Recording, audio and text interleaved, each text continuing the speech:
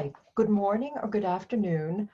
I would like to welcome you to your lecture today on criminology. And we're going to talk about what you really know about crime. First, I'd like to introduce myself. My name is Alexis Aronowitz. I am the resident criminologist at University College Utrecht. I've been with the school for 16 years now, teaching courses in criminology and working as an academic advisor. I am an American. You can probably hear that from my accent. And I've been living in the Netherlands for 26 years. I have experience working for the Ministry of Justice and Security here, at an NGO, an anti-discrimination NGO in Rotterdam, for the Police Research Program, for the University of Twente, and now for University College Utrecht, where I not only teach courses, but I also work as an academic advisor. I have a bachelor's, a master's, and a PhD in criminal justice. And I'm going to teach you something I hope new about criminology and criminal justice that you didn't know. First, I'd like to introduce you to the courses that we have here. There are a number of courses in the field of criminology and criminal justice, and you can see that they're very, very interdisciplinary. So we have a course on comparative criminal justice systems, which is taught in the summer. It's taught by a wonderful former prosecutor from the United States. I teach the course in criminology, which is in the sociology track. I also teach a course in human trafficking in the summer, and that's actually my area of expertise. I worked for the UN for a little over 2 years and have continued to do consultancy work for international organizations, and I've written 2 books. So I love to talk about human trafficking. I teach a level 3, an advanced course on crime and context, the study of violence and aggression. And then in the law track, with a colleague of mine, I teach the course International and Transnational Crimes and Criminal Justice Responses. So students that are interested in the fields of crime, criminology, criminal justice, can take courses really in a number of different disciplines, and we teach you how to think differently in these disciplines. So that's also very, very, very nice. What I'd like to talk to you all about today, if you were sitting in front of me, I would be asking you questions. So it's really a shame that I have to talk to my monitor and my camera, and you have to listen to my lecture. I really like very, very interactive classes, and I try to get my students involved in everything that we're talking about. I want them to think about crime. It's not just that we're going to study this from a theoretical perspective, but it's all around us. And I want students to understand how we apply the theory to what they're seeing in the news, what they're reading about, or in the case of most of my students, what they're watching on Netflix, okay? So we want to talk first about a crime, and what is a crime? And I think that's very, very easy to define because a crime is spelled out in the criminal code, in the law. And this law will prohibit a certain type of behavior. It will define it very, very closely, and then there will be a punishment attached to it. So for instance, burglary is the breaking and entering of a structure with the intent to commit a felony inside. Now that felony is very often theft, but it could be a sexual assault. If you steal something, for instance, that is theft with the intention of keeping the property of the person from whom you stole this. But if you use violence or threat of violence, that then becomes robbery, even though the goal is to steal something. So all this is very, very, very clearly defined in the law, and there is a specific punishment attached. Usually there's a maximum sentence, but there may be a range. Now, I'm going to ask you, what is a criminal? And probably you would say to me, a criminal is someone who breaks the law. And you would be right, of course. But the question is, are you a criminal if you've broken the law and nobody knows about it?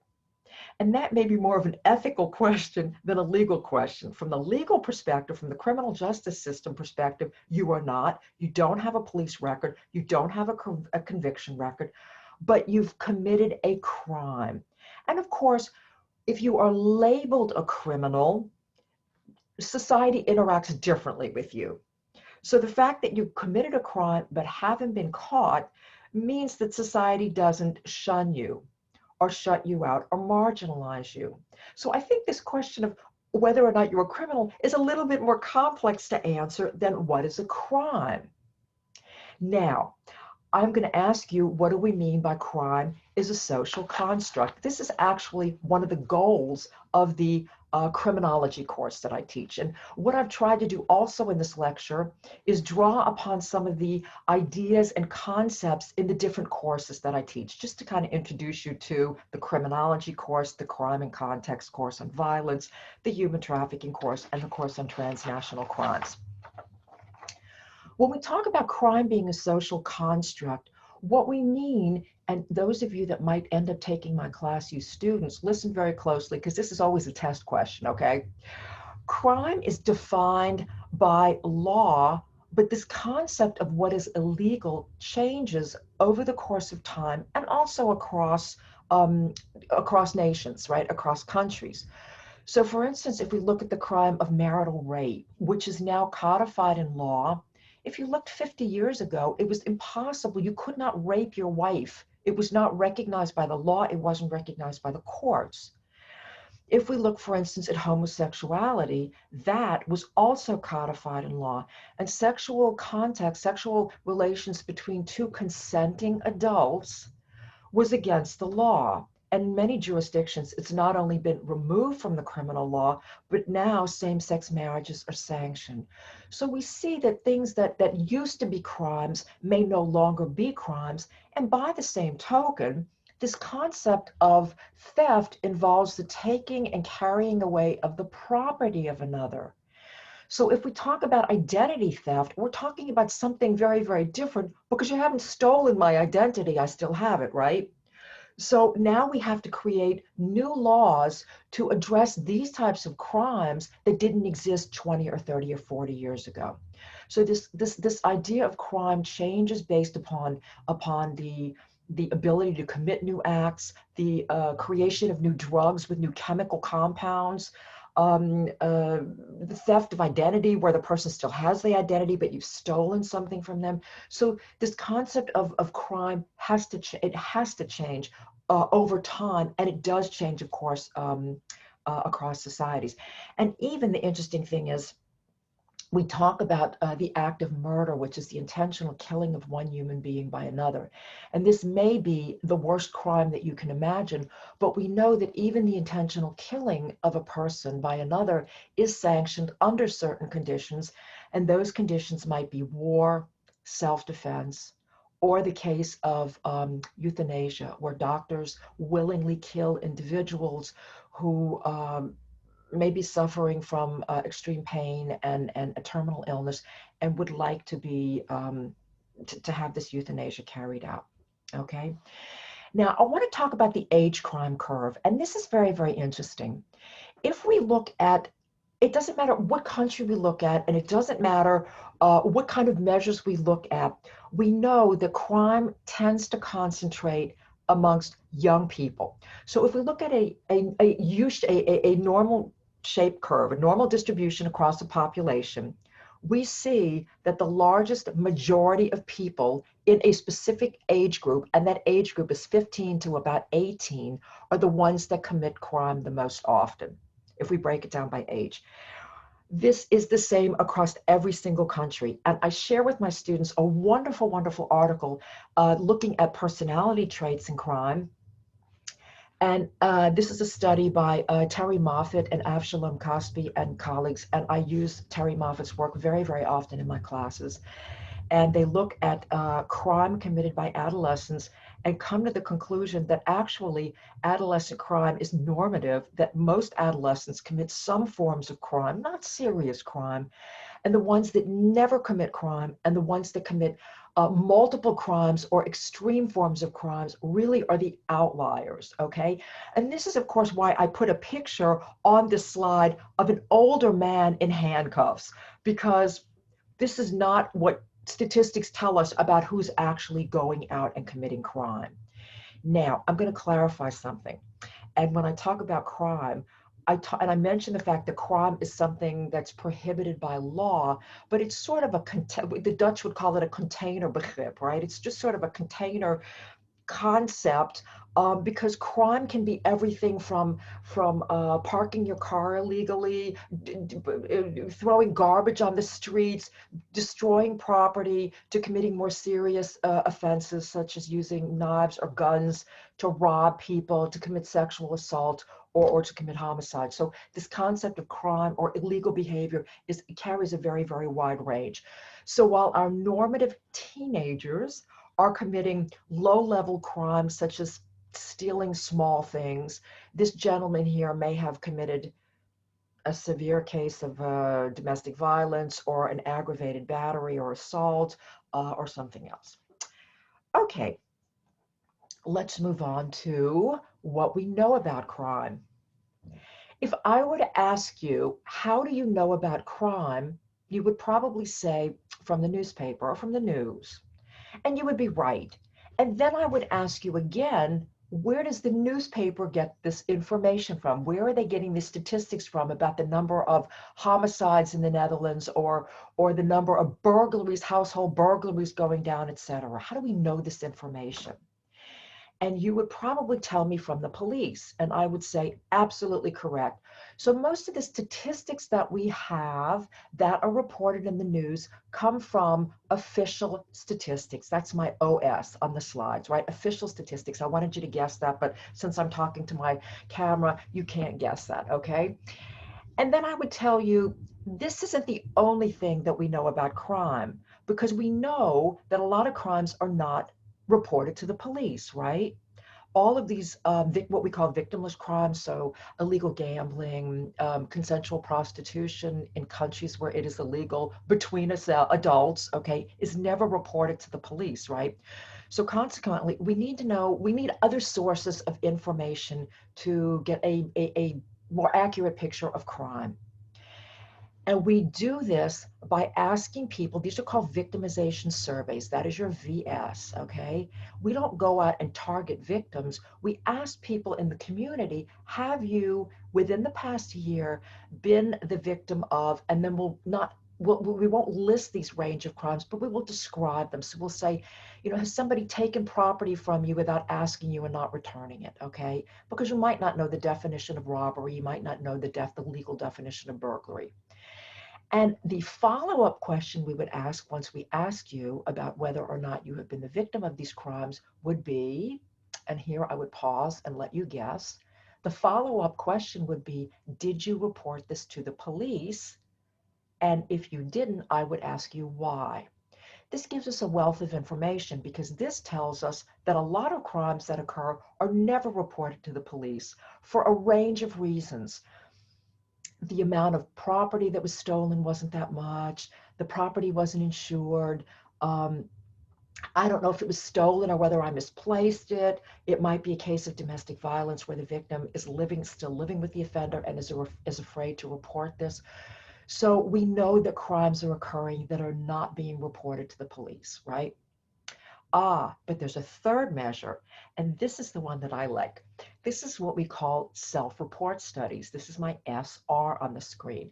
Self-report studies involve asking people about whether or not they have committed a crime over the past, usually year, okay? You can have lifetime prevalence, meaning have you ever, or you can ask people over the past year, have you done something?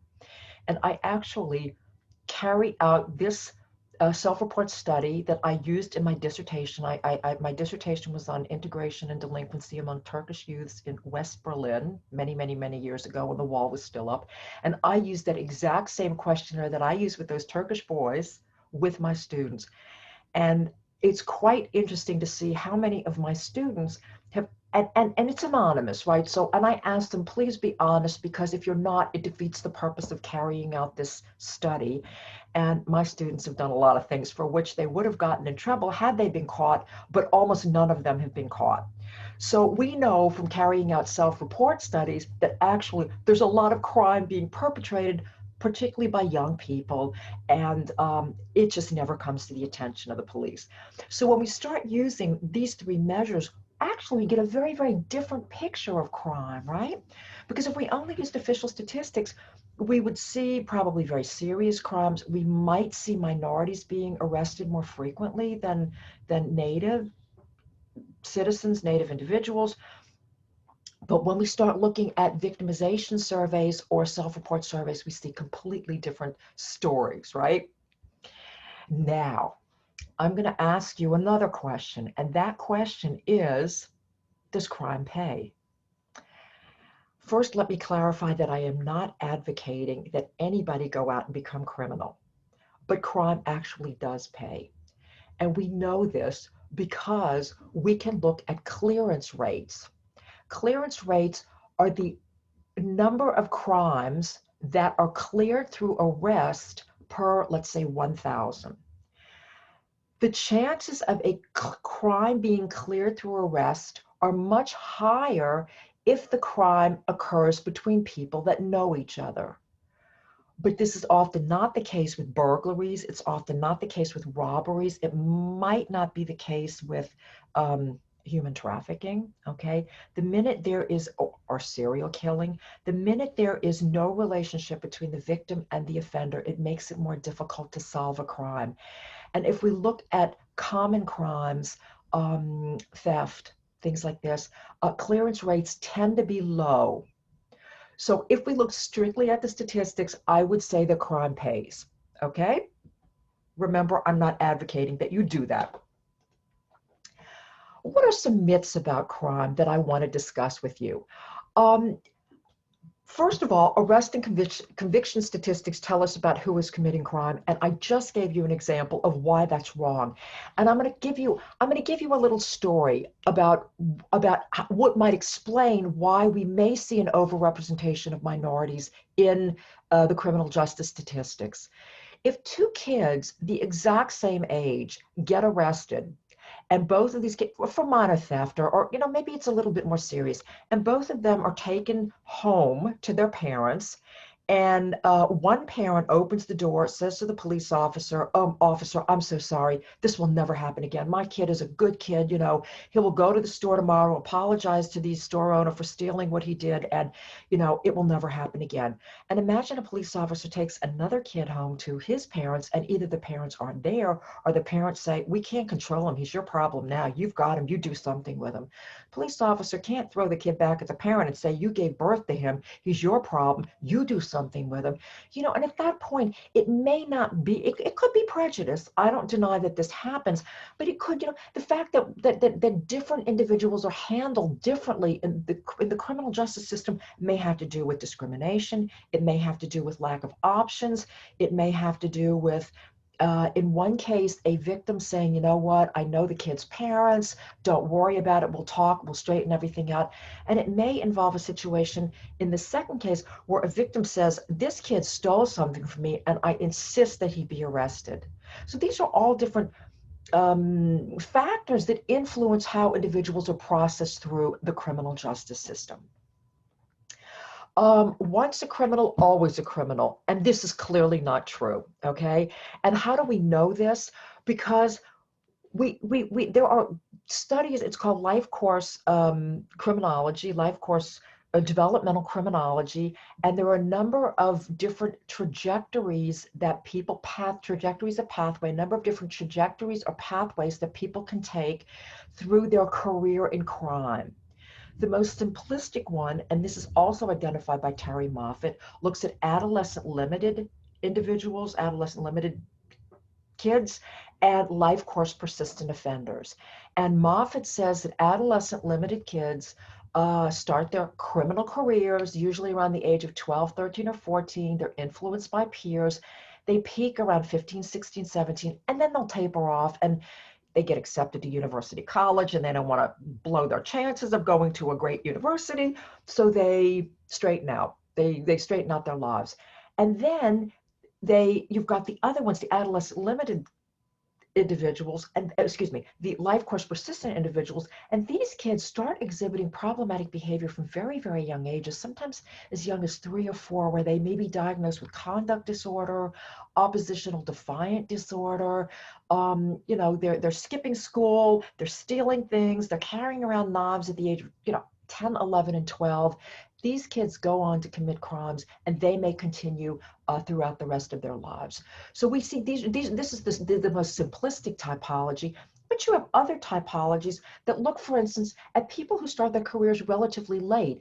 And if you look at the academic literature on organized crime, you will see that many people involved in organized crime actually start their career much later than people than these, what we see, these adolescent limited, or these life course persistent offenders, right? And that's particularly true for women. You are most likely to be victimized by a stranger. That's another myth. And I think this is something that all of us are fearful of. I mean, maybe not in the Netherlands, but I'm an American. So, we're kind of afraid of walking down dark streets at night and, having somebody follow us and, rip off our purses and, sexually assault us. But actually, statistics show, in terms of assault, in terms of even sexual assaults, rapes, um, uh, you're much more likely actually to be assaulted or sexually violated by someone that you know. So this idea of being stalked by a total stranger is not supported by the statistics. Does it happen? Yes, of course. Everything happens. There are always exceptions to every rule, but a lot of the statistics show that assaults occur between strangers, whether it's intimate partner violence, whether it's domestic violence, whether it's neighbors assaulting each other, etc. A lot of it occurs between people that know each other. And even in the field of hate crimes, these horrific hate crimes may occur between strangers, but there's a lot of low-level violence, bullying, harassment that occurs in schools, in workplaces, in neighborhoods, and this is all being perpetrated by people that know each other. Okay, I'm going to skip the one on all people are treated equally before the law. And actually, I have a scale of Lady Justice, and she's holding, or a picture of Lady Justice, and she's holding up her scales. They're supposed to be balanced, and we're all supposed to be treated equally before the law. And we should be treated equally before the law, and the law should never discriminate based upon our nationality, our race, our gender, the color of our skin, our religion. But we want the law to discriminate when there are mitigating or aggravating factors. And by that, I mean, if a young mother is stealing medication, she's a single mother for her 2 sick children, maybe the law should deal with her differently than somebody that steals medicine because they want to sell it and make money off of it. Or if we're talking about an aggravating circumstance, if you steal something, um, and you steal because you're hungry, or you steal because uh, you have a mental disorder and you don't know what you're doing, maybe the law should consider this as a mitigating circumstance, and there should be a lesser sentence. So we want people to be treated equally before the law when the situation is the same, but not when there are exceptional circumstances. So for instance, maybe we would like to see somebody punished more harshly if this is the second or third conviction for the same type of offense, okay? So the law shouldn't always be equal in all circumstances. Mentally ill people, there is a misconception that mentally ill people are dangerous. And this we study in our class. There are certain types of mental disorders that are more closely linked to violence, but clearly not all of them, okay? And those that are linked to violence and aggression are paranoid schizophrenia, not even all types of schizophrenia, but paranoid schizophrenia. Those suffering from paranoid delusions they tend to be more dangerous. And those diagnosed with antisocial personality disorder. It is a disorder. It is not a mental illness in that sense, but antisocial personality disorder has been linked to criminal behavior. So depression, and people that are suffering from depression are not dangerous towards others, but very often they're dangerous toward themselves. So while it's true that there are some disorders or mental illnesses that are linked to aggression and violence. It's clearly not true of all individuals that are diagnosed with mental illness. I have two more myths about crime that I want to share with you. And the first one is the typical human trafficking victim is a young foreign woman forced into prostitution. And I'm going to share a story with you. When I got my first book, and I called up my mother and I said, "You're never going to believe this, but I just got a book contract to write a book on human trafficking." My mother said to me, "Human trafficking? Oh, I know. It's about all those Russian women that are being brought into the United States and forced into prostitution." And I said, "That's true, Mom, but it's only a very, very, very small part of it." And the whole purpose of this book was to sort of untangle this myth about what you're seeing in the slide, this picture on the slide, by the way, of this young woman held in a form of slavery and probably forced into prostitution. But it's so much broader than that. Human trafficking is about the exploitation of someone's labor. And it's about the exploitation, not just about their labor in prostitution or other forms of sexual exploitation, such as forcing someone to make pornographic films, but also exploiting their labor on farms, in factories, on fishing boats, in fields, in cafes, in restaurants, on construction sites, any form of labor.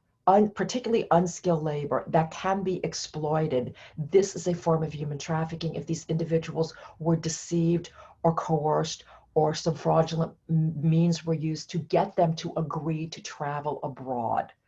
Okay? Another myth surrounding human trafficking is that young girls are kidnapped. So when I teach this course, I always say to my students, what do you know about human trafficking? Actually, they're getting much, much smarter now. But when I started teaching this course 10 years ago, the students would say to me, "Oh, it's about that movie Taken with Liam Neeson, right?" And I tell them, I have never in my 15 years ever read, heard of, or talked to any police officer that said to me, "Yeah, we had a case of American girls that just got kidnapped out of their apartment building by human traffickers in the middle of the afternoon in Paris." That never happens, right? So more often than not, people are lured by false promises of good jobs, marriage, something like this, right? They're not, and they willingly go, sometimes knowing that they're breaking the law and using false passports to travel abroad, but they think they're going to get a job there. So it's not just these young girls forced into prostitution. There are men, there are children, and it's not just men who are trafficking women, but there are a lot of women trafficking women. And this pattern of human trafficking, whether we're talking about adults or children, males or females, either victims or traffickers, varies by region. Okay, so take my class on human trafficking and you'll learn everything you ever wanted to know about human trafficking. And my very, very last myth that I'm going to discuss with you today is that transnational and organized crime are the same. And while there is a lot of overlap, right? So imagine two concentric circles like this, right? And there's a huge overlap between these two. They're actually not the same, because you can have organized crime that is very, very, very local. So you can have the Sicilian Cosa Nostra, you can have the Camorra in Naples or the 'Ndrangheta in Calabria, and they can be involved in extortion, corruption, and penetrating local politics. Okay, so that's organized crime at the local level. And by the same time, you can have transnational crimes involving one or two people bringing an individual from Lithuania into the UK and forcing that young girl or those young women into prostitution. And of course, organized crime, defined by the UN Convention Against Transnational Organized Crime, talks about three or more people being an organized criminal group. So the minute you have one or two people involved, it may be transnational, but it's not organized crime. And organized crime, of course, can be local, doesn't have to be transnational. But because of the complexity of bringing people across maybe multiple borders, using multiple means of modes of transportation, many of these transnational crimes are so complex. It involves a high degree of organization, usually of three or more people. So now we're talking about the link between transnational and organized crime. I'm going to stop now. I'm so sorry that I can't ask you if you have any questions, because this would be a wonderful opportunity for you to ask me questions. But it was a pleasure talking to you. I hope that you learned something new today about crime, about human trafficking, about violence. And I hope to see some of you young people in my classes in the future. Thank you so much for listening. Bye.